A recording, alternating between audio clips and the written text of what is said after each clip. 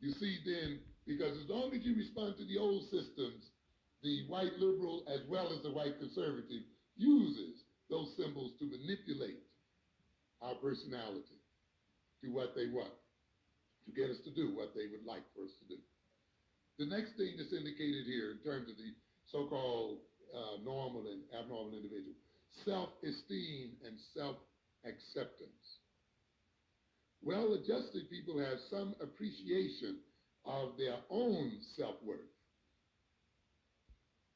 Very interesting. Of their own self-worth.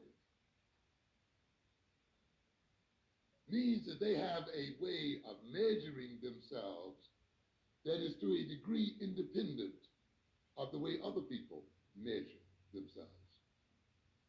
They have a sense of their worth that does not necessarily depend upon what other people say and do in relationship to them. They then see themselves as having an importance and worth, and see themselves as being acceptable even when other people may be telling them otherwise. We look at our situation today. Our leadership is one that does not base the self-esteem of black people upon the values and ethics of African people themselves. This is a major problem that we have.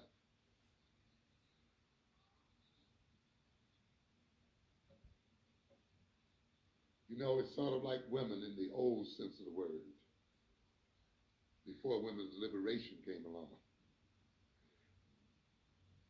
I am nothing until I get a man. I am nothing until I what? Get a husband. Until I can what? Take his name. I can become identified with them. I am not important until I am some way made important through marriage or through identification. It's interesting to note then how much modern so-called black leadership operates with that same thing in mind, with that same approach.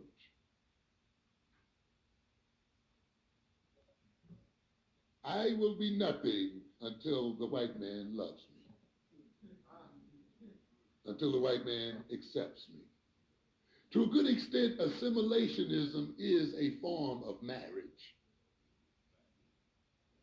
We won't be happy and love ourselves until we hook these people into us, until we seduce them to love us.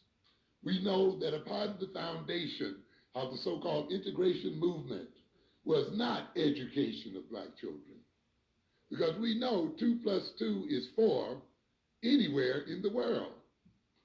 It's 2 plus 2 is 4 in Harlem. You don't have to go to Long Island to learn that.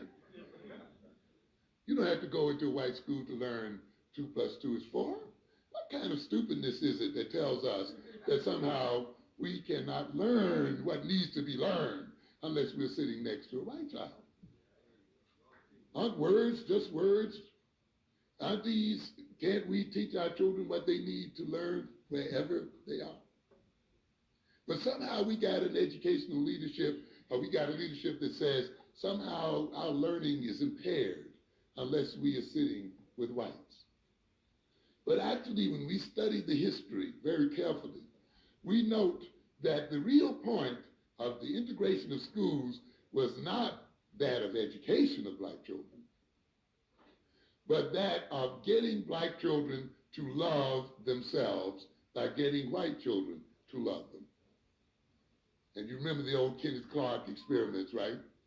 The black dolls and the white dolls, and how the black children supposedly didn't want to accept the black dolls, and some of them would fall out crying because they saw the black dolls and they wanted the white dolls. You know, they went through this whole thing, and the Supreme Court decision was somehow related to this, indicating then that because these children were not accepted and loved, and they were made to think that blackness was a terrible thing, they needed then the love of little white children so that they could get around to themselves. That they were, in a sense, nothing until they could identify and become one with white people. And consequently, then, the motivation was to marry these people.